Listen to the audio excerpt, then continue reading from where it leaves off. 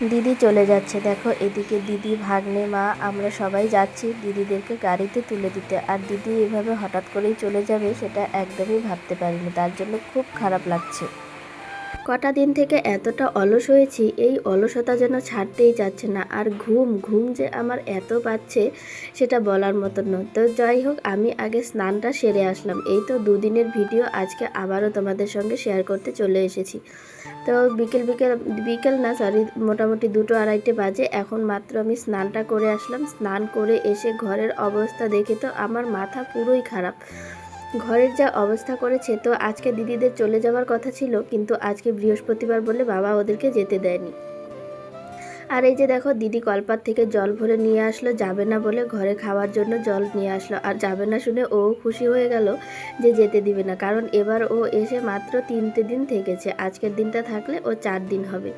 তো যাই হোক, দেখো এখানে কি সুন্দর করে মানে কি সুন্দর করে বলতে কি, ঘরে আমি জলটা গুছিয়ে গুছিয়ে নিলাম।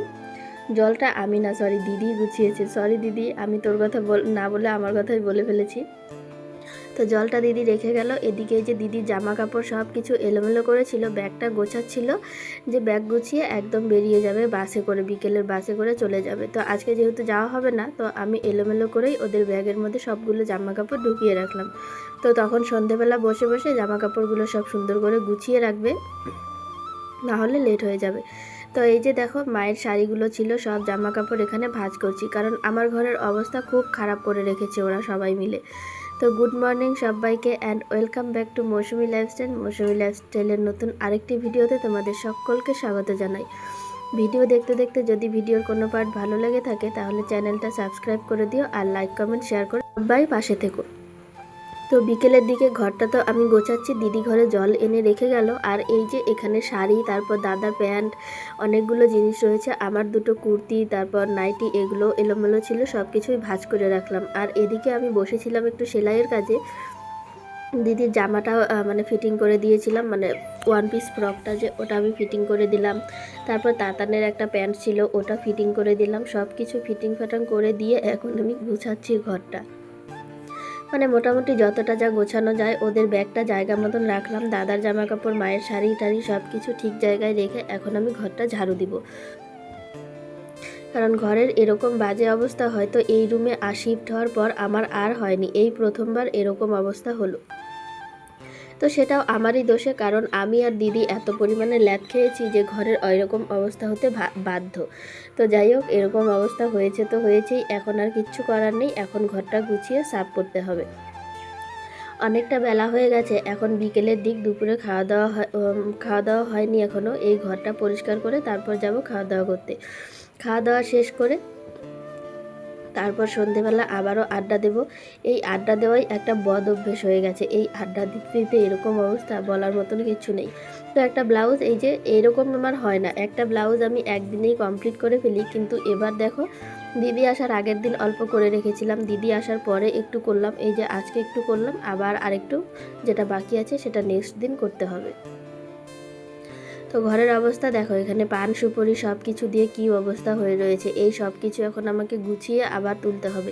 নিচে মোবাইল, ফ্লোরে বসে দিদি সুপারি কাটছিল, সেই সব কিছু এখানে রয়েছে।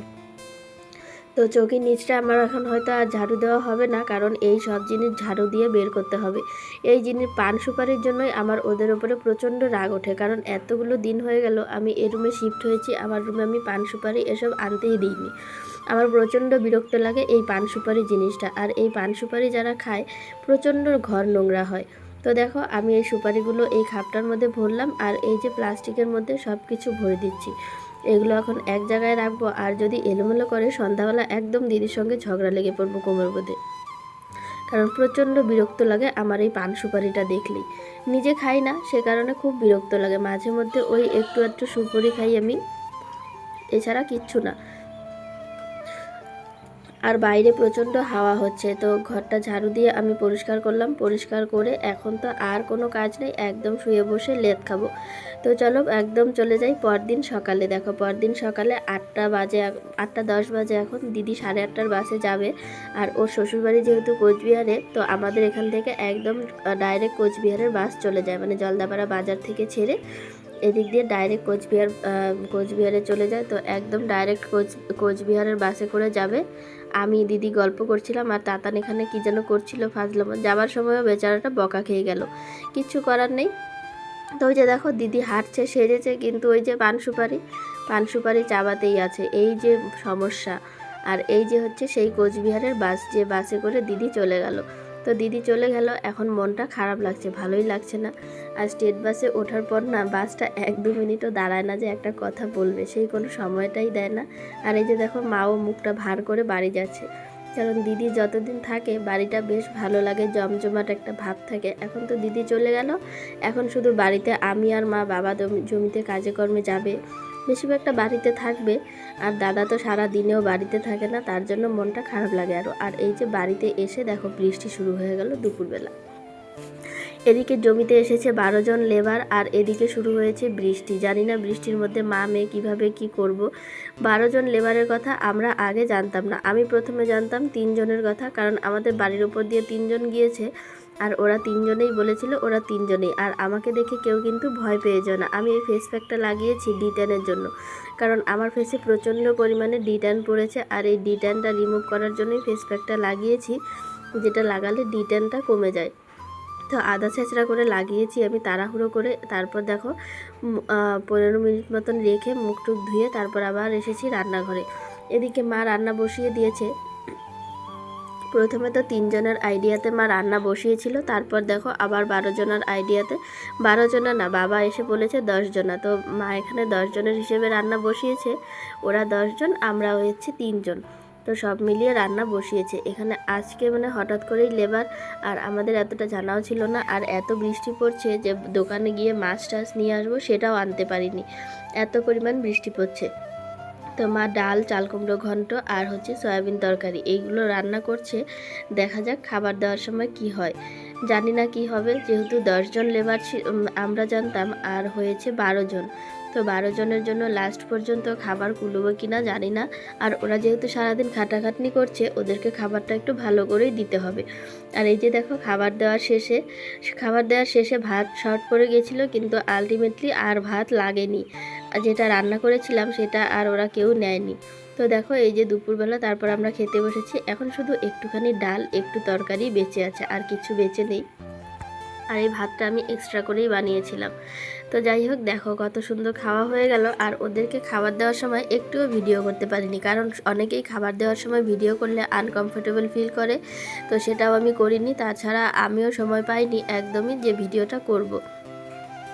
তো খাবার দাবার দেওয়া শেষ করে নিজে খেয়ে তারপরে এই যে আসলাম। দেখো এখন কিন্তু প্রায় সব কাজই শেষ হয়ে গেছে। এখন শুধু ঘরটা ঝাড়ু দিব, ঘর ঝাড়ু দিয়ে তারপরে উঠোনটা ঝাড় দেবো, উঠোন ঝাড় দিয়ে একদম স্নান। তার আগে যাবো একটু জমির দিকে, দেখি ওরা কীরকম কী ধান লাগাচ্ছে।